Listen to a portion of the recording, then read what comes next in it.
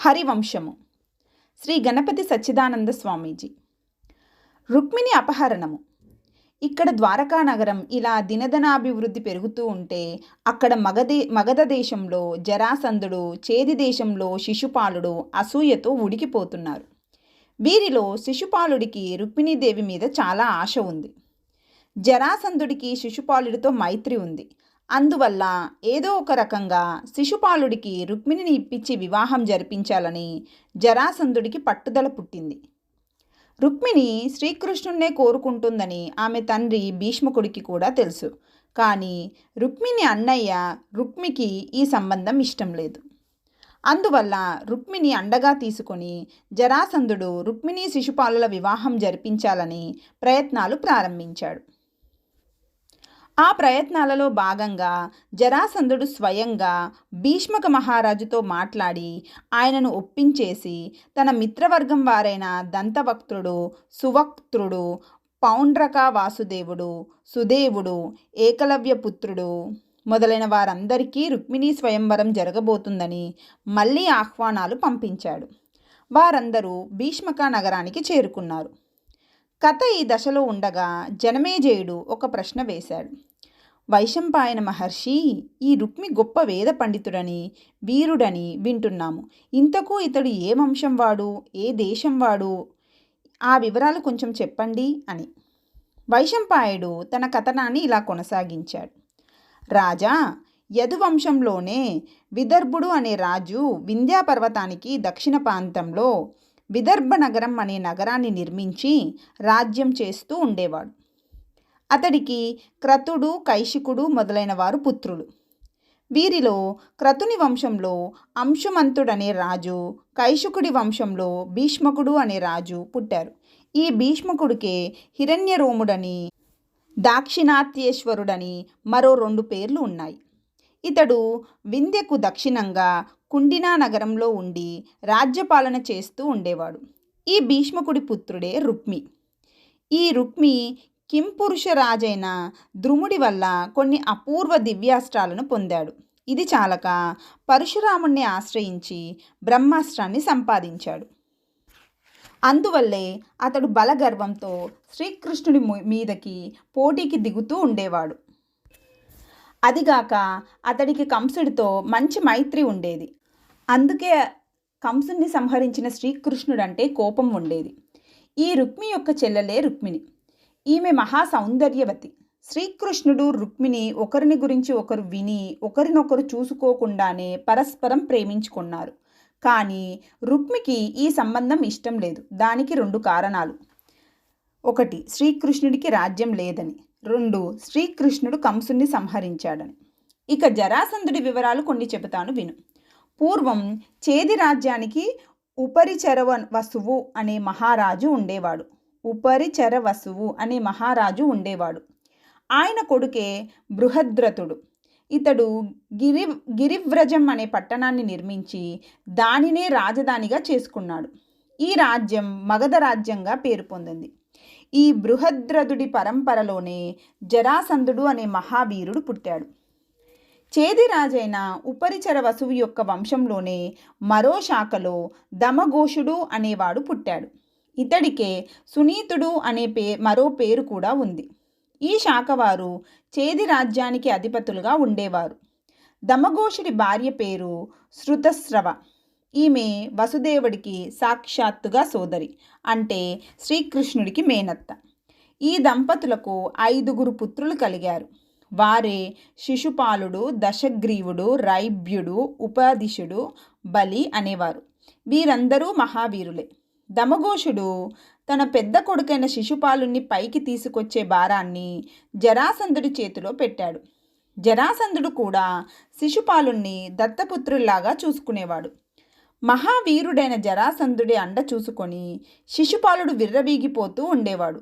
ఏ కారణం లేకుండానే అతడికి వృష్ణి వంశం వారి మీద తీవ్ర కోపం ఉండేది. ఇది ఇలా ఉండగా జరాసంధుడు తన పుత్రికలలో 2 కంసుడికిచ్చి వివాహం చేశాడు. ఆ కంసుణ్ణి వృష్ణి వంశంలో పుట్టిన శ్రీకృష్ణుడు సంహరించాడు. అప్పటి నుంచి జరాసంధుడికి కూడా వృష్ణి వంశం మీద వైరంగా ఉండేది.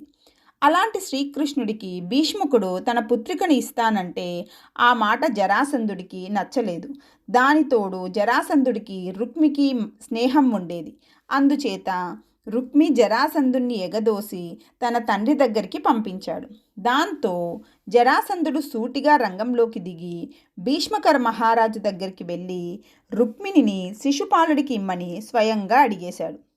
జరాసంధుడంతటి చక్రవర్తి అడిగేసరికి భీష్మకుడు కాదనలేక ఒప్పేసుకున్నాడు. అందువల్ల రుక్మిణికి స్వయంవరం అనేది నామమాత్రమే. ఆమెను శిశుపాలుడికి ఇవ్వటానికి అన్ని ఏర్పాట్లు జరిగిపోయాయి. స్వయంవరం అనే పేరుతో విదర్భ రాజ్యానికి వచ్చిన పౌండ్రక వాసుదేవాదులకు కూడా ఈ వివాహం సమ్మతమే. ఇంతకు ఇది శ్రీకృష్ణుడి యొక్క మేనత్త కొడుకు వివాహమే కదా. అందువల్ల వృష్ణి వంశం వారు కూడా చాలామంది ఆ వివాహానికి వచ్చారు. వారిలో శ్రీకృష్ణ బలరాములు కూడా ఉన్నారు. భీష్మక మహారాజు ఈ వృష్ణి వంశం వారందరికీ స్వాగతం పలికి ఊరి వెలుపల రాజోచితమైన బసలు ఏర్పాటు చేశాడు. రేపు పెళ్ళి అనగా ఇవాళ రుక్మిణీదేవిని పెళ్లి కూతుర్ని చేసి సర్వాభరణాలతో అలంకరించారు. వివాహానికి పూర్వరంగంగా చేసే పూజలు ఆమె చేత చేయించారు. అన్నీ అయినాక ఇంద్రాణీదేవి పూజ జరపవలసి ఉంది. ఆ పూజ కోసం రుక్మిణీదేవిని రథంలో కూర్చోబెట్టి ఇంద్రాణీదేవి ఆలయానికి తీసుకువచ్చారు. అలా ఆమె దేవాలయానికి వెళుతూ ఉండగా దారిలో ఆమెను శ్రీకృష్ణుడు చూశాడు. మహా సౌందర్య రాశిగా ఉన్న రుక్మిణిని చూసేసరికి శ్రీకృష్ణుడికి కొత్త ఆలోచన వచ్చింది. వెంటనే అతడు తన అన్న బలరాముడితోనూ ఇతర వృష్ణివంశ వీరులతోనూ సంప్రదించి ఒక నిర్ణయానికి వచ్చాడు. ఈలోగా రుక్మిణీదేవి ఇంద్రాణీదేవి పూజ పూర్తి చేసుకొని దేవాలయంలో నుంచి బయటకు వచ్చింది. ఇంతలో శ్రీకృష్ణుడు మెరుపులాగా ఆమె దగ్గరికి వెళ్ళి ఆమెను 2 చేతులతోనూ ఎత్తుకొని తన రథంలో కూర్చోబెట్టుకున్నాడు. రుక్మిణీదేవి కూడా శ్రీకృష్ణుడిని గుర్తుపట్టి అతడికి సహకరించింది. రుక్మిణికి రక్షణగా ఉన్న సైనిక దళాల వారు ఈ హఠాత్ పరిణామానికి నివ్వెరబోయి త్వరలోనే తేరుకొని శ్రీకృష్ణుడి రథం మీదికి దూకబోయారు.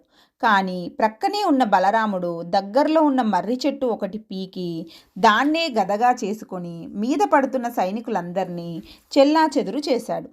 ఈలోగా ఇతర వృష్ణివంశ సైనికులు కూడా యుద్ధంలోకి దిగారు. ఇలా బలరాముడు, యుయుధానుడు మొదలైన వృష్ణివంశ వీరులంతా కుండినా సైన్యాల మీద ఎదురు దాడి చేస్తూ ఉన్న తరుణంలో శ్రీకృష్ణుడు రుక్మిణీదేవితో కలిసి ద్వారకాపురం వైపు వేగంగా వెళ్ళిపోయాడు. ఇది గమనించిన దంతవక్త్రుడు, జరాసంధుడు, శిశుపాలుడు, పౌండ్రక వాసుదేవుడు మొదలైన వారంతా ఆగ్రహోతాగ్రులై శ్రీకృష్ణుడి వెంట పడ్డారు. కానీ ఈలోగా యుయుధానుడు, బలరాముడు, గవేషణుడు మొదలైన వృష్ణివంశ వీరులు వీరి ముందుకు వెళ్ళడానికి వీలు లేకుండా అడ్డుపడ్డారు. క్షణాలలోనే ఆ యుద్ధం మహాఘోర యుద్ధంగా మారిపోయింది. ఇదిలా ఉండగా రుక్మిణి సోదరుడైన రుక్మికి ఇది ఒక పెద్ద అవమానంగా తోచింది. దాంతో అతడు తన తండ్రి అయిన భీష్మక మహారాజు దగ్గరికి వెళ్ళి, నేను శ్రీకృష్ణుని చంపి రుక్మిణిని వెనక్కి తీసుకురాకుండా మన కుండినా నగరంలోకి అడుగు పెట్టను అని భీకరంగా ప్రతిజ్ఞ చేసి గొప్ప సైన్యాన్ని వెంటబెట్టుకొని మరో దారి వెంబడి రథాలను నడిపించి శ్రీకృష్ణుడి వెంట పడ్డాడు. రుక్మి చాలా దూరం ప్రయాణం చేశాక నర్మదా నది తీరంలో శ్రీకృష్ణుడి రథాన్ని గుర్తుపట్టాడు. శ్రీకృష్ణుడు మరీ అంత వేగంగా ఏమీ పోవటం లేదు. అందువల్ల రుక్మి ముందుకు దూసుకెళ్ళి శ్రీకృష్ణుడి రథానికి తన రథాన్ని అడ్డుపెట్టి, మన కోసం మన సైనికులు ఎందుకు మరణించాలి? నీకు దమ్ముంటే నాతో ద్వైరథ యుద్ధానికి రా అని గర్జించాడు. ద్వైరథ యుద్ధం అంటే ద్వంద్వ యుద్ధంలాగా ఇద్దరు రథికులైన వీరుల మధ్య జరిగే యుద్ధం. రుక్మి యొక్క సవాలును విన్న శ్రీకృష్ణుడు నవ్వి ఊరుకున్నాడు. కానీ ఈలోగా రుక్మియే విజృంభించి శ్రీకృష్ణుడి బాణాలతో ముంచేశాడు. శ్రీకృష్ణుడు ఆత్మరక్షణ చేసుకోక తప్పలేదు. ఆ ప్రయత్నంలో రుక్మి యొక్క ధ్వజం విరిగిపోయింది. సారథి తల తెగిపోయింది. రుక్మి చిక్కుల్లో పడిపోయాడు. ద్వైరథ యుద్ధమని రుక్మి స్వయంగా ప్రకటించి ఉన్నప్పటికీ అతడి వెనకాల ఉన్న దక్షిణాది రాజులంతా ఒక్కసారిగా శ్రీకృష్ణుడి మీదికి విరుచుకుపడ్డారు. శ్రీకృష్ణుడి వెనకాల వేరే సైన్యం లేదు. అయినా సరే శ్రీకృష్ణుడు వారందరి మీదికి బాణవర్షాలు కురిపించి ఆ సైన్యాన్ని చిన్నాభిన్నం చేశాడు. ఈలోగా రుక్మి మరో రథం తీసుకొని శ్రీకృష్ణుడి మీదికి దివ్యాస్త్రాలను ప్రయోగించాడు. శ్రీకృష్ణుడు చిరునవ్వు నవ్వుతూనే ఆ దివ్యాస్త్రాలను నిర్వీర్యం చేసి రుక్మి యొక్క ధనస్సును రథాన్ని కూడా విరగగొట్టాడు. దాంతో రోషం పెరిగిపోయిన రుక్మి కత్తి డాలు తీసుకొని గద్ద ఎగిరినట్టుగా ఆకాశంలోకి ఎగిరి శ్రీకృష్ణుడి మీదకు దూకుపోయాడు. కానీ ఈ లోపల శ్రీకృష్ణుడు వేసిన బాణాలకు రుక్మి చేతిలోని ఖడ్గం ముక్కలైపోయింది. మరికొన్ని బాణాలు రుక్మి ధరించిన కవచాన్ని ఛేదించి అతడి గుండెల్లోకి దూసుకుపోయాయి. రుక్మి నేల మీద పడి మూర్ఛపోయాడు. ఈలోగా శ్రీకృష్ణుడు ఇతర శత్రువీరుల మీద కూడా బాణాలు గుప్పించాడు. వాళ్ళు ఆ బాణాల పరంపరకు ఉక్కిరి బిక్కిరై రుక్మి మూర్ఛపోయి ఉండటాన్ని గమనించి తలో పక్కకు పారిపోయారు. ఈలోగా రుక్మికి స్పృహ వచ్చింది. కానీ పైకి లేవలేక మూలుగుతూ మట్టిలోనే పడి దొర్లుతున్నాడు. అది గమనించిన రుక్మిణీదేవి శ్రీకృష్ణుడి పాదాల మీద పడి మా అన్నను చంపొద్దు అని ప్రార్థించింది. శ్రీకృష్ణుడు ఆమెను ఓదార్చి రుక్మి దగ్గరికి వెళ్ళి నిన్ను చంపను అని అభయమిచ్చి రుక్మిణీదేవిని తీసుకొని ద్వారకా నగరం వైపుకు దూసుకు వెళ్ళిపోయాడు. ఈలోగా బలరామాదులు కూడా తమ ప్రత్యర్థులను ఓడించి భంగపరిచి ద్వారకా నగరం చేరుకున్నారు. శ్రీకృష్ణుడు వెళ్ళిపోయిన తర్వాత రుక్మి పక్షంలోని శృతర్వుడు అనే రాజు రుక్మి దగ్గరికి వచ్చి అతడిని తన రథం మీద ఎక్కించుకొని తన నగరానికి తీసుకువెళ్ళి వైద్యాలు చేయించాడు. స్వాభిమాన మదంగల రుక్మి నేను నా ప్రతిజ్ఞ నెరవేర్చలేదు కనుక కుండినాపురంలోకి అడుగు పెట్టను అని మొండి పట్టుకొని కూర్చున్నాడు. భీష్మక మహారాజే మెత్తబడి విదర్భ దేశానికి దగ్గరలో భోజకటము అనే పేరుతో ఒక క్రొత్త పట్టణాన్ని నిర్మించి రుక్మి అక్కడే ఉండి రాజ్యపాలన చేసే ఏర్పాటు చేశాడు. ఇక మున్ముందుగా ద్వారకా నగరం చేరుకున్న శ్రీకృష్ణుడు తన అన్నగారు మొదలైన వృష్ణివంశ వీరులంతా వచ్చేదాకా ఆగి వారందరి సమక్షంలో రుక్మిణీదేవిని శాస్త్రోక్త విధానంతో వివాహం చేసుకున్నాడు. ఈ విధంగా రుక్మిణీదేవి శ్రీకృష్ణుడికి పెద్ద భార్య అయ్యింది.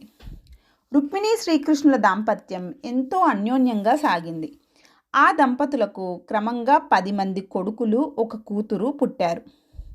చారుదేష్ణుడు, సుదేష్ణుడు, ప్రద్యుమ్నుడు, సుషేనుడు, చారుగుప్తుడు, చారుబాహువు, చారువిందుడు, సుబాహువు, భద్రచారువు, చారువు అనేవారు పుత్రులు.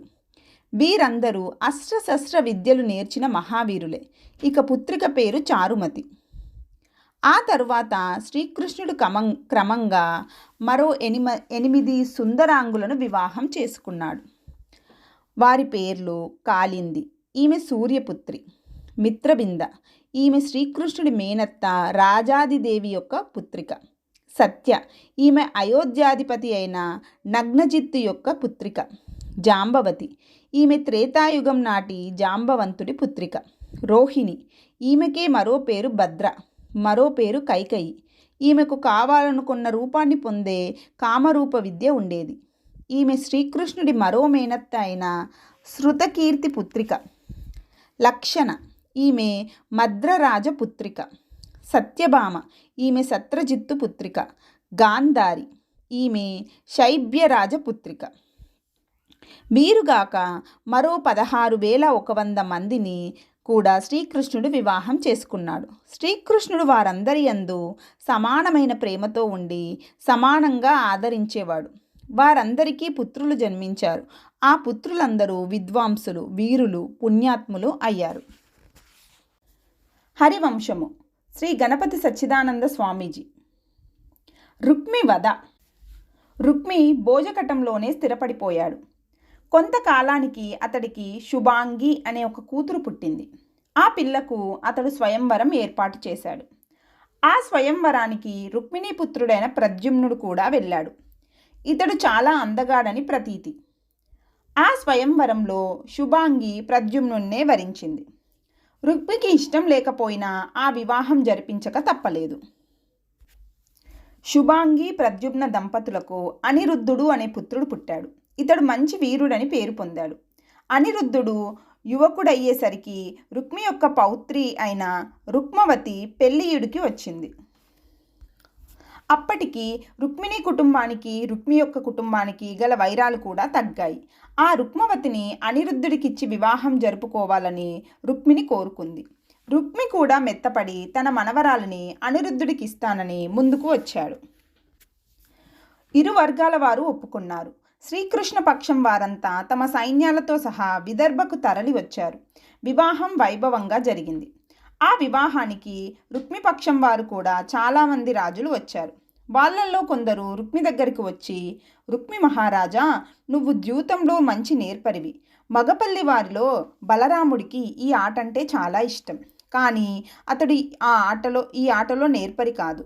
కనుక నువ్వు బలరాముణ్ణి ద్యూతానికి పిలిచి ఆటలో బలరాముణ్ణి ఓడిస్తే మేమంతా చూసి సంతోషిస్తాము. నువ్వు ఆయన్ని ఆటకు పిలువు అని బలవంత పెట్టారు. రుక్మి కూడా సంతోషంగానే ఒప్పుకున్నాడు. రుక్మి ఇతర రాజులు కలిసి బలరాముణ్ణి ఆటకు పిలిచారు. అతడు ఒప్పేసుకున్నాడు.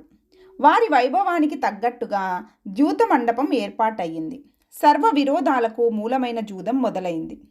ఆటలో బలరాముడే మొదటి పందెం వేశాడు. మొదలు పెట్టడమే 10,000 బంగారు నాణాల తన పందెం అన్నాడు. అది ఓడిపోయాడు. అయినా బలరాముడి ఉత్సాహం తగ్గలేదు. 10,000 10,000 అంటూ చాలాసార్లు పందెం పెట్టాడు. అన్నిసార్లు రుక్మే గెలిచాడు. గెలుస్తున్న కొద్దీ రుక్మిలో హాస్యం పెరిగింది. పక్కన ఉన్న రాజులు అతన్ని మెచ్చుకోవడం మొదలుపెట్టాడు. రుక్మి బలరాముడి మీద చలోక్తులు పెంచాడు. దాంతో రెచ్చిపోయిన బలరాముడు తన పందెం 1,000,000 బంగారు నాణాలు అన్నాడు. దీంట్లో కూడా రుక్మే గెలిచాడు. గెలిచిన వాడు ఊరుకోక, బలరాముడికి బుర్ర లేదు, అన్ని పందాలు నేనే గెలుస్తున్నాను అని బిగ్గరగా నవ్వాడు. అది చూసి రుక్మి పక్షంలోని కళింగరాజు పళ్ళన్నీ ఈకిలిస్తూ బలరాముణ్ణి వెక్కిరించసాగాడు. బలరాముడిలో ఉక్రోషం పెరిగిపోయింది. కోపం కూడా కట్టలు తెంచుకుంటుంది. అయినా అతడు నిగ్రహించుకొని ఈ మాటు 10,000 కోట్ల బంగారు నాణాలు నా పందెం అన్నాడు.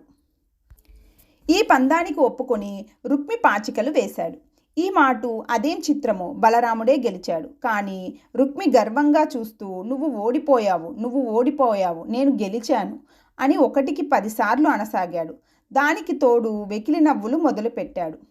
ఈ వంచన మాటలకు బలరాముడికి కోపం పెరిగింది. కానీ అతడు బలవంతంగా నిగ్రహించుకొని కూర్చున్నాడు.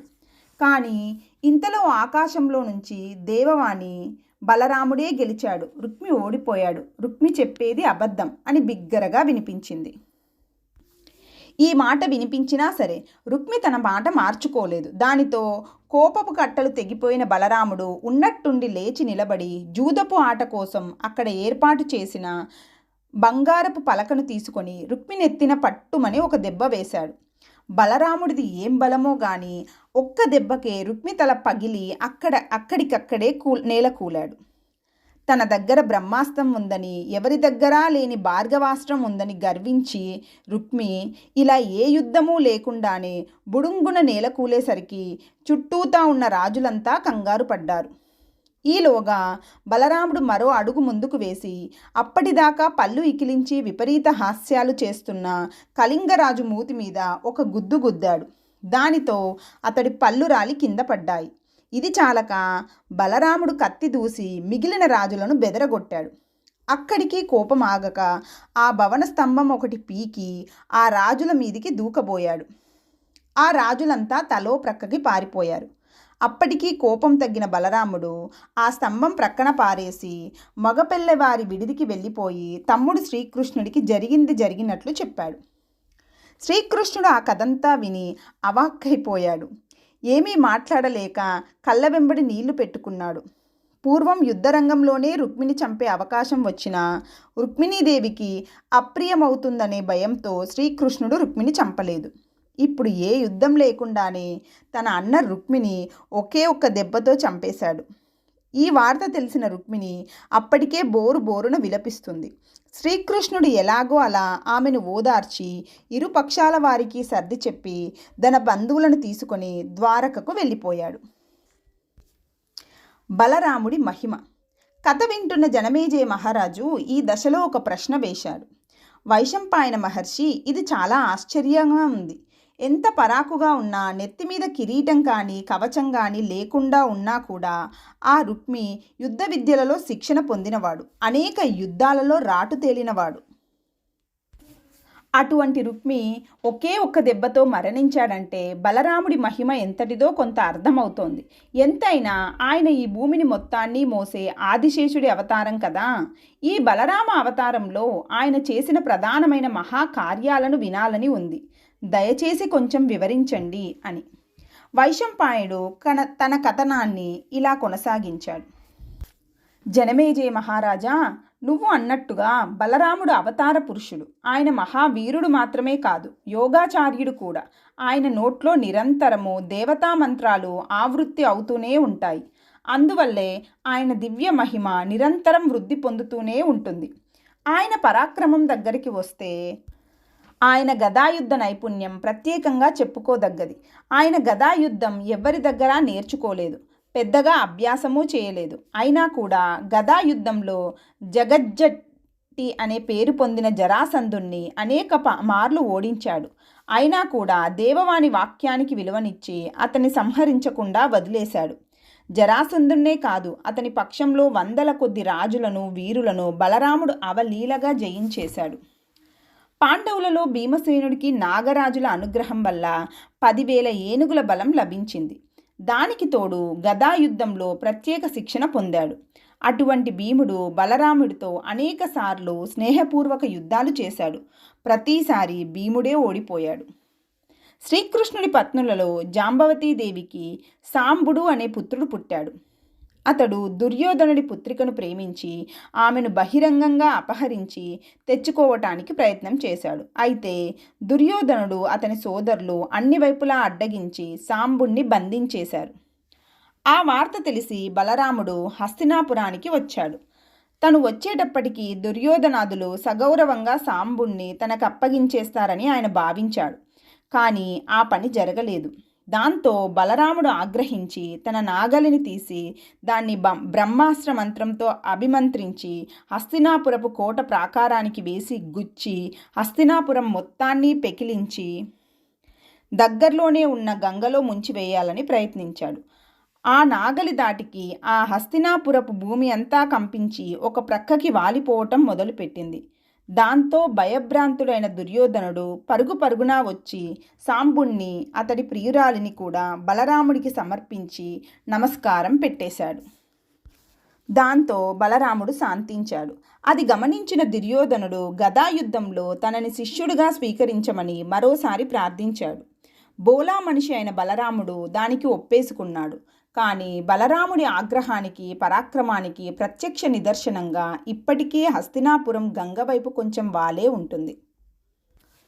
ఇక బలరాముడు బృందావన నివాసంలోని తన బాల్య దశలో చేసిన రాక్షస సంహార కృత్యాలను, యమునా నది దారిని మళ్లించిన అద్భుత లీలను పూర్వమే వర్ణించి ఉన్నాను కదా. నిజానికి బలరాముడు చేసిన అద్భుత కృత్యాలు ఇంకా చాలా ఉన్నాయి. కానీ ప్రస్తుతం మనం వాటన్నిటినీ చెప్పుకునే అవకాశం లేదు. మనకు శ్రీహరి లీలలు ముఖ్యం కదా. అందువల్ల రుక్మి మరణం తర్వాత ద్వారకకు చేరిన శ్రీకృష్ణుడు చేసిన నరకాసుర వధఘట్టాన్ని వివరిస్తాను, విను. అది అనేక మహిమలతో కూడి ఉన్నది. నరకాసుర సంహారం. ఆ రోజుల్లో నరకుడు అనే రాక్షసుడు మానవలోకంలో రాజు రూపంలో జన్మించి అనేక రాక్షస శక్తులను సంపాదించి దేవేంద్రుడికే భయం కలిగించే స్థాయికి ఎదిగాడు. ఇతడు ప్రగ్జ్యోతిషపురము అనే నగరంలో నివసిస్తూ ఉండేవాడు. ఇది ప్రస్తుతం అస్సాం రాష్ట్రంలోని నీలగిరి ప్రాంతంలోని కామాఖ్యాదేవి క్షేత్ర సమీపంలో ఉండే నగరం. ఈ రాక్షసుడు తన మాయా విద్యల బలం వల్ల భూమి లోపల శివలింగాకారమైన దుర్భేద్యమైన భూగృహాన్ని నిర్మించుకొని దానిలో నివసిస్తూ ఇటు మానవరాజుల మీద అటు దేవతల మీద కూడా దాడులు చేస్తూ ఉండేవాడు. క్రమక్రమంగా ఇతడి దృష్టి శ్రీకృష్ణుడి మీద కూడా పడింది. అనేక సందర్భాలలో శ్రీకృష్ణుడికి ఇబ్బంది కలిగిద్దామని ప్రయత్నిస్తూ ఉండేవాడు. ఇదిలా ఉండగా ఒకసారి త్వష్ట ప్రజాపతి పుత్రిక అయిన కషేరు అనే సుందరాంగి ఇతడి కంటపడింది. ఆమె సౌందర్యానికి ఒళ్ళు మరిచిపోయిన నరకాసురుడు ఆ సుందరాంగిని నిర్బంధించాడు. కానీ ఆమె ఇతడికి లొంగలేదు. పైగా ఎవరినైనా ఇష్టం లేని స్త్రీని ముట్టుకుంటే మరణిస్తావని శపించింది. దాంతో నరకాసురుడు, నేను దేవదానవ లోకాల నుంచి, సమస్త సముద్రాలలో నుంచి తెచ్చిన అపూర్వ రత్నాలను, నగలను నీకు కానుకగా ఇస్తాను అని ఆమెను బ్రతిమాలసాగాడు. ఆ కషేరు అంతకన్నా మొండికెత్తి బ్రహ్మచర్య వ్రతదీక్ష స్వీకరించి రాక్షసుడి నిర్బంధంలోనే తపస్సు చేయసాగింది. నరకాసురుడికి పంతం పెరిగి రాజకన్యలను, గంధర్వ కన్యలను, ఇతర దేవజాతి కన్యలను మొత్తం 16,100 మందిని తెచ్చి తన భవనాలలో నిర్బంధించాడు. వాడి కర్మ ఏమో గాని ఈ కన్యలందరూ కషేరుని చూసి ఉత్ప్రేరితులై తాము కూడా నరకాసురుడికి ఎదురు తిరిగి తపస్సులు, వ్రతాలు చేయసాగారు. నరకాసురుడు మాత్రం వీళ్లను బంధం నుంచి వదిలిపెట్టలేదు. పైగా తన నగరం నుంచి బదిలీ చేసి మురాసురుడు అనే తన మిత్రుడి ఆధీనంలో ఉన్న మణిపర్వతము అనే పర్వతం లోపలి భాగంలో ఒక భవనాన్ని నిర్మించి దాంట్లో దాచేశాడు. ఇంతటి ఘోర కృత్యాన్ని ఇంతవరకు పుట్టిన రాక్షసులలో ఎవరూ చేయలేదు. విచిత్రం ఏమిటంటే ఇతను భూదేవి యొక్క పుత్రుడు అయినా సరే రాక్షసుడుగా మారిపోయాడు. ఇతడికి హయగ్రీవుడు, నిసుందుడు, పంచనదుడు, మురుడు అనే రాక్షసులు మిత్రులుగా, సహాయకులుగా, ద్వారపాలకులుగా, అనేక రకాలుగా అండగా ఉండేవారు. ఈ నరకాసురుడు ఒకసారి ఒక సందర్భంలో దేవమాత అయిన అదితి దేవిని చూశాడు. ఆమె చెవులకు దివ్యశక్తి సంపన్నమైన కుండలాలు కనిపించాయి. వెంటనే వీడు ఆ వృద్ధాంగనను భయపెట్టి ఆ కుండలాలు లాక్కొన్నాడు. దాంతో దేవతలకు వీణ్ణి సంహరించి తీరవలసిందే అనే పంతం బయలుదేరింది. అందువల్ల వాళ్ళు శ్రీకృష్ణుణ్ణి ఆశ్రయించారు. దానికోసం దేవేంద్రుడే స్వయంగా ఒక రోజున ద్వారకా నగరంలో శ్రీకృష్ణుడు ఉన్న సభాభవనంలోకి దిగాడు. అలా దేవేంద్రుడు దగ్గరికి వస్తున్నా కొద్దీ ఆ సభలోని వారికి అపూర్వమైన దివ్య పరిమళాలు గుబాలించసాగాయి. ఇంత దివ్య సుగంధం ఎక్కడి నుంచి వస్తుందో అని సభలోని వారంతా ఇటూ అటూ చూస్తుండగానే దేవేంద్రుడు ఐరావతాన్ని అధిరోహించి పరివార సమేతుడై వాళ్ళ ముందు ప్రత్యక్షమయ్యాడు. సభలోని పెద్దలంతా లేచి దేవేంద్రుడికి స్వాగతం పలికారు. దేవరాజుకు చేయదగిన సత్కారాలన్నీ చేశారు. దేవేంద్రుడు వస్తూనే శ్రీకృష్ణుడిని కౌగిలించుకొని సభలోని పెద్దలకు అభినందనలు పలికి సభాముఖంగా శ్రీకృష్ణుడికి ఇలా విన్నవించాడు. దేవకీనందన, మధుసూదన, రాక్షస సంహారక, నరకుడనే రాక్షసుడి ఆగడాలు మరీ మితిమీరుతున్నాయి. అతడికి బ్రహ్మదేవుడు ఇచ్చిన వరాలు చాలా ఉన్నాయి. ఈ మధ్య అతడు వృద్ధమాత అని కూడా చూడకుండా మా అమ్మగారు అదితిదేవి గారి కుండలాలు లాక్కుపోయాడు. ఇది కాక స్వర్గం లోకంలోకి వెళ్ళే దేవయానం అనే మార్గంలో తన అనుచరులను నిలబెట్టి పుణ్యబలం వల్ల స్వర్గలోకానికి వస్తున్న పుణ్యాత్ములందరినీ పీడిస్తున్నాడు. ఇది చాలక తపస్సు చేసుకునే ఋషులను వెంటపడి హింసిస్తున్నాడు. దేవా శ్రీకృష్ణ, నువ్వు స్వయంగా పూనుకుంటే గాని ఇతన్ని సంహరించడం సాధ్యం కాదు. నువ్వు కూడా మామూలుగా కాకుండా గరుత్మంతుని తెప్పించుకొని అతడి మీద కూర్చొని దండయాత్ర చేస్తే గాని పని జరగదు. ఈ పనికి నువ్వు పూనుకోక తప్పదు అని.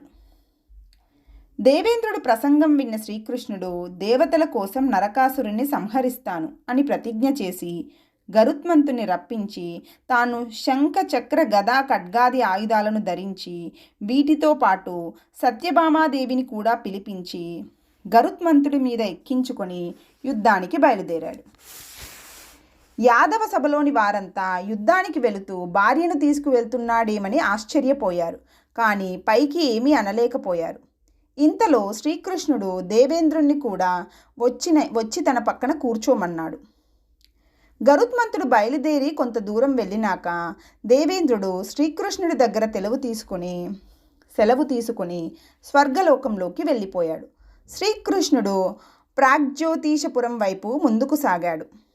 గరుత్మంతుడు కొద్ది సమయంలోనే ప్రాగ్జ్యోతిషపురానికి చేరుకున్నాడు. దూరం నుంచే ఆ పురం యొక్క ఏర్పాట్లను, దాని రక్షణ ఏర్పాట్లను గరుత్మంతుడు జాగ్రత్తగా గమనించాడు. ఏర్పాట్లన్నీ చాలా కట్టుదిట్టంగా ఉన్నాయి. సైన్యం చతురంగ బలోపేతంగా నిత్య యుద్ధ సన్నద్ధంగా ఉంది.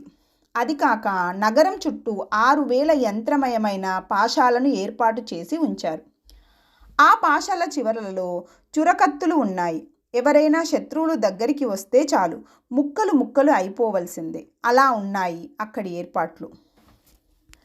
ఇవన్నీ గమనించిన శ్రీకృష్ణుడు నగరం సమీపిస్తూ ఉండగానే చతుర్భుజుడుగా మారిపోయాడు.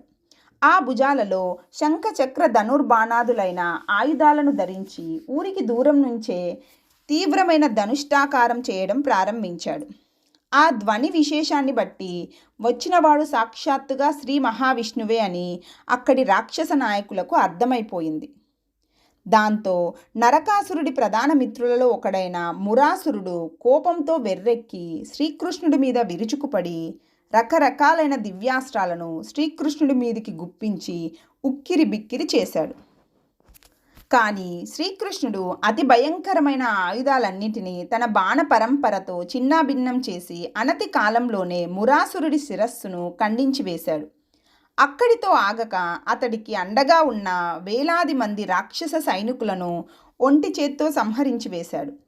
అది గమనించిన నిసుందాసురుడు శ్రీకృష్ణుడి దారికి అడ్డం వచ్చి బాణ పరంపరతో శ్రీకృష్ణుడిని కప్పివేశాడు.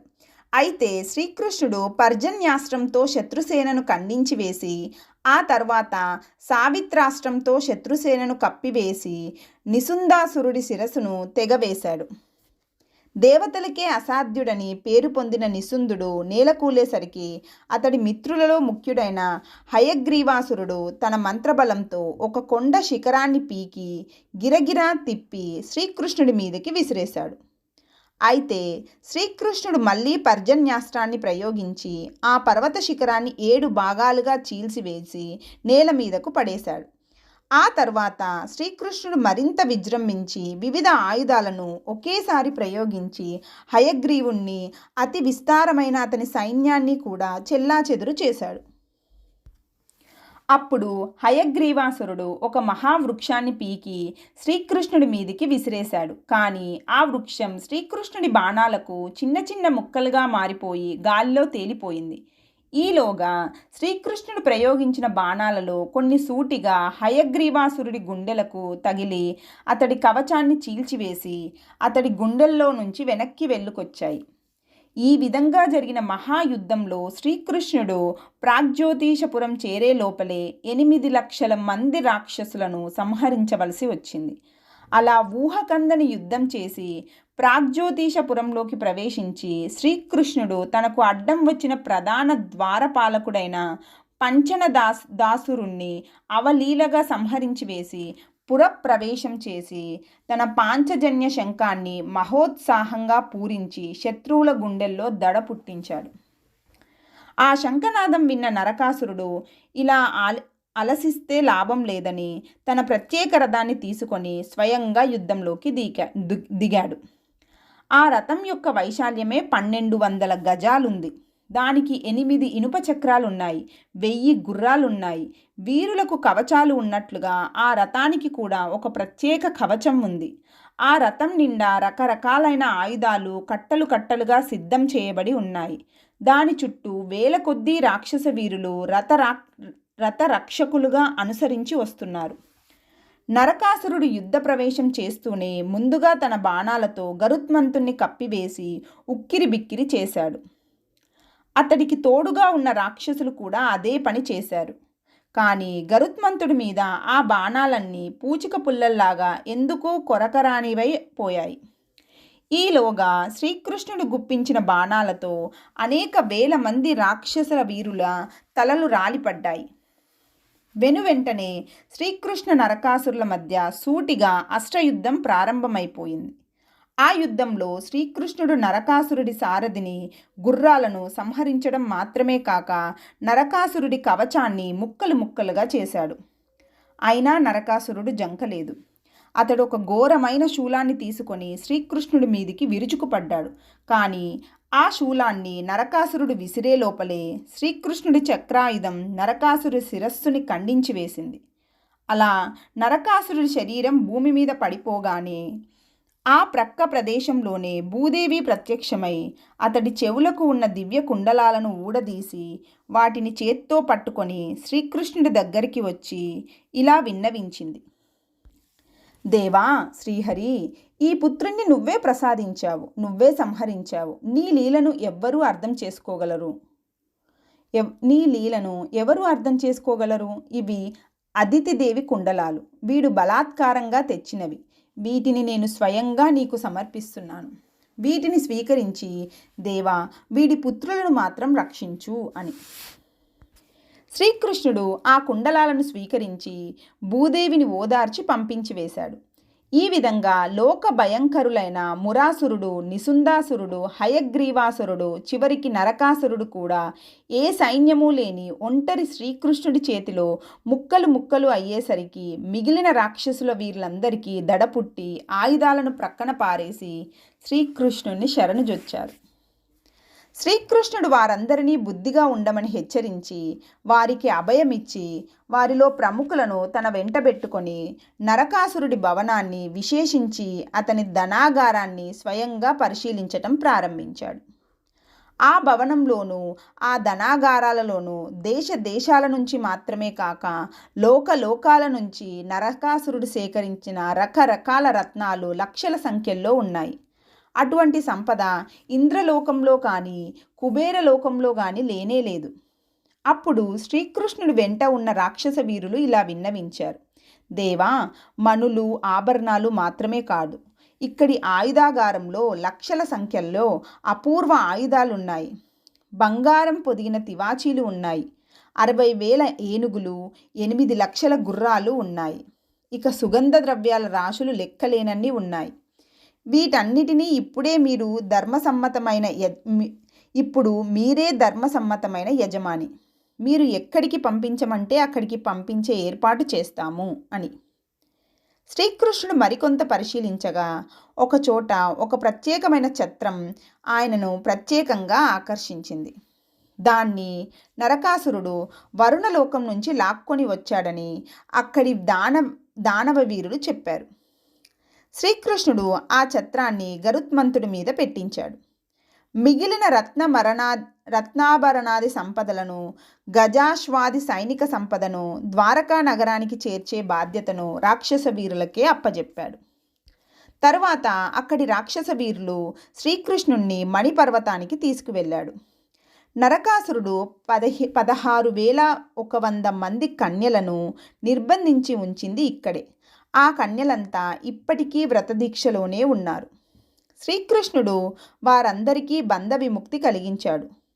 అప్పుడు వారందరూ శ్రీకృష్ణునికి నమస్కరించి దీనంగా ఇలా విన్నవించారు. దేవాదిదేవా, పూర్వం నారద మహర్షి మాకు చెప్పిన మాట ఈనాడు నిజమైంది. శంఖ చక్ర గదా ఖడ్గాలను ధరించిన చతుర్భుజుడైన శ్రీహరి స్వయంగా వచ్చి నరకాసురుణ్ణి సంహరించి మీకు బంధ విముక్తి కలిగిస్తాడు.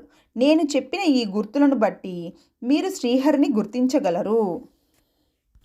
మీరు కోరితే ఆయన మిమ్మల్ని తన భార్యలుగా స్వీకరించగలడు అని మహానుభావుడైన నారద మహర్షి మాకు చెప్పాడు. ఆయన మాటల మీద నమ్మకంతోనే మేము ఆత్మహత్యలు చేసుకోకుండా నీకోసమే జీవించి ఉన్నాము. ఇన్నాళ్టికి ఆ మహర్షి చెప్పిన మాట నిజమై నీ దర్శనం మాకు లభించింది. పాపాత్ముడైన నరకాసురుడు గతించాడు. మేమందరం ఇన్నేళ్లుగా కలంకం లేని జీవితం గడుపుతూ నీకోసమే ఎదురు చూస్తూ త్వష్ట ప్రజాపతి యొక్క పుత్రిక అయిన కశేరి యొక్క మార్గదర్శనంలో తపస్సు చేస్తున్నాము. మాకందరికీ నువ్వే గతివి, నువ్వే పతివి.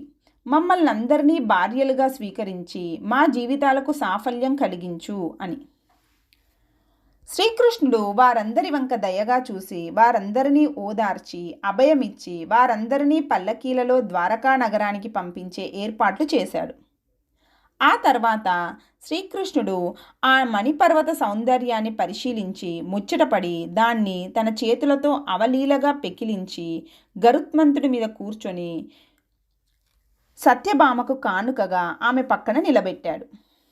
తరువాత శ్రీకృష్ణుడు స్వయంగా గరుత్మంతుడి మీద ఆసీనుడై సరాసరి స్వర్గలోకానికి వెళ్ళమని గరుత్మంతుడికి ఆజ్ఞ ఇచ్చాడు. గరుత్మంతుడు వాయువేగంతో ప్రయాణం చేసి సరాసరి దేవేంద్ర భవనం ముందు వాలాడు. శ్రీకృష్ణుడు క్రిందకి దిగి దేవేంద్రుడికి తగిన మర్యాద చేసి తను తెచ్చిన అదితి దేవి కుండలాలను దేవేంద్రుడికి సమర్పించి వాటిని అదితి దేవికి చేర్చమని కోరాడు.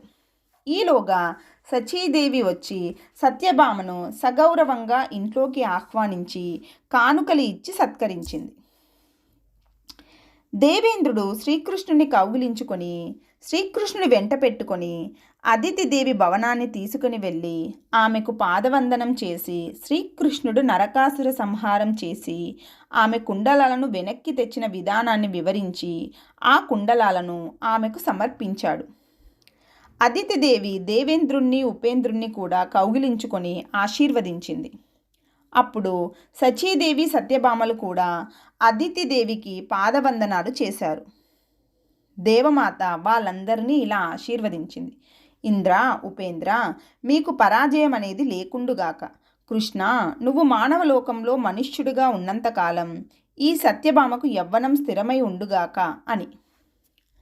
ఆ తర్వాత శ్రీకృష్ణుడు దేవేంద్రాదుల దగ్గర సెలవు తీసుకొని సత్యభామ సమేతుడై తిరుగు ప్రయాణం మొదలుపెట్టాడు. ఆ దారిలో దేవలోకంలోని నందనవనం దగ్గరికి చేరి సత్యభామకు దివ్యమైన ఆ ఉద్యానవనాన్ని చూపిస్తూ అక్కడ కొంతసేపు కలియ తిరిగాడు. అలా తిరుగుతూ అక్కడి పారిజాత వృక్షాన్ని సత్యభామకు ప్రత్యేకంగా చూపించి దాని మహిమను ఆమెకు వివరించాడు. ఇలా ఆమెకు పారిజాత వృక్షం మీద ఆశ కలిగించటం కోసమే ఆమెను ఈ యుద్ధయాత్రకు తీసుకొచ్చాడన్నమాట. ఆ పని అయిన తర్వాత ఆయన ద్వారకా నగరానికి చేరాడు.